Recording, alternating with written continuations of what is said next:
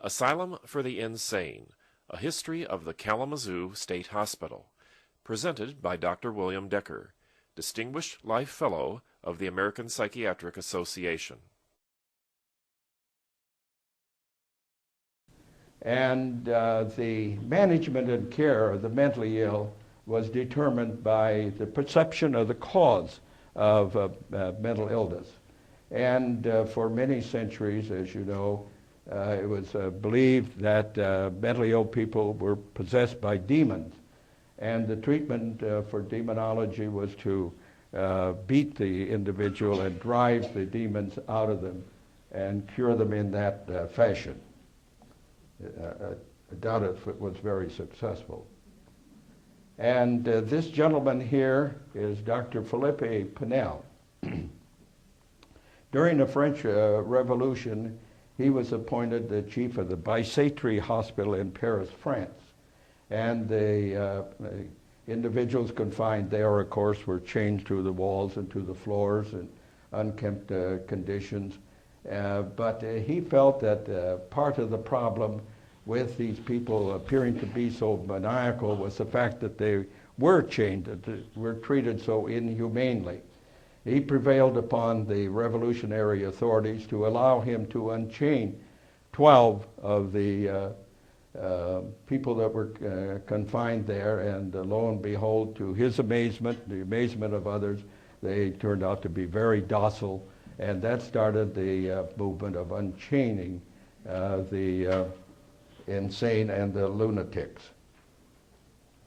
This represents the York retreat. While Dr. Pinel was working in Paris to provide more humane treatment for the insane and the lunatics, as they were referred to at that time, the Quakers, particularly William and Daniel Hack-Tuke, established what they called the York Retreat. And this retreat was the first institution or asylum for the insane, where the persons confined were no longer chained. And this is a Friends Asylum that was built in Philadelphia, Pennsylvania, again, a Quaker institution. And the attitude and the protocol that was started with the Quakers in England was carried across the water and prevailed in the Friends Asylum in Philadelphia. This was a Pennsylvania hospital that was established in 1752. Now, although they accepted insane and lunatics into this establishment, they were not housed among the other patients, those that had physical disorders, but they were housed in the basement. They received no therapeutic intervention. They only received care for their physical ailments. But at least they were out of the jails and out of the almshouses.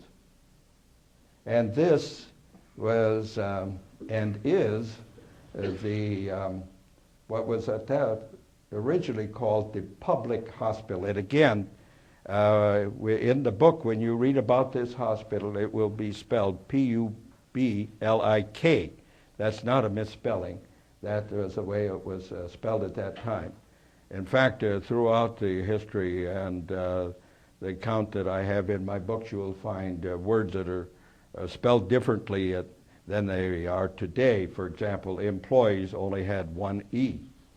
And this was the hospital that was built in colonial Williamsburg in 1773, 3 years before our Declaration of Independence. And this building still exists, and you can visit it in restored colonial Williamsburg.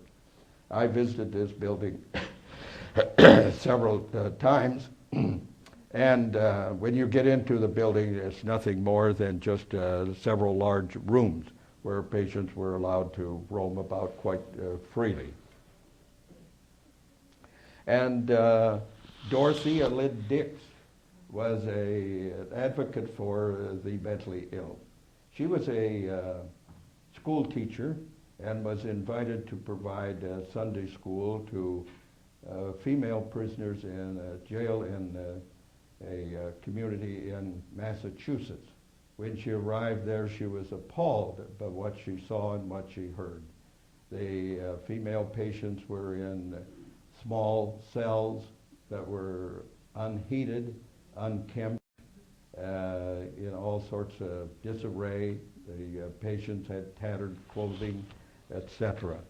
She started a campaign visiting many of the state legislatures, giving speeches advocating that the states assume responsibility for building asylums for the mentally ill. There were many asylums that were already available, but they were not state supported. They were private institutions or asylums in the eastern part of the country, and she advocated that the states assume responsibility for the mentally ill and build asylums. Michigan was fortunate having Governor Ransom, who was a citizen of and a resident of Kalamazoo. He was sympathetic to her pleas and urged the legislature in 1848 to establish an asylum, and Kalamazoo was chosen. A little bit more about that later on. And these 13 gentlemen pictured here are the 13 original medical superintendents who formed the Association of Medical Superintendents for Institutions for the Insane. Later, that organization became known as the American Medical Psychological Association and eventually the American Psychiatric Association. More importantly, the importance of this was that these gentlemen more or less set the rules and guidelines for the management and care of the mentally ill. And they were very good guidelines, and the guidelines did continue to offer direction into the 20th century. And this gentleman is Dr. Edwin Van Dusen. He was the second medical superintendent appointed for the Michigan Asylum to be built at Kalamazoo. Construction was started in 1854, and the first medical superintendent was John P. Gray. John P. Gray was the assistant medical superintendent of the Utica State Asylum in New York.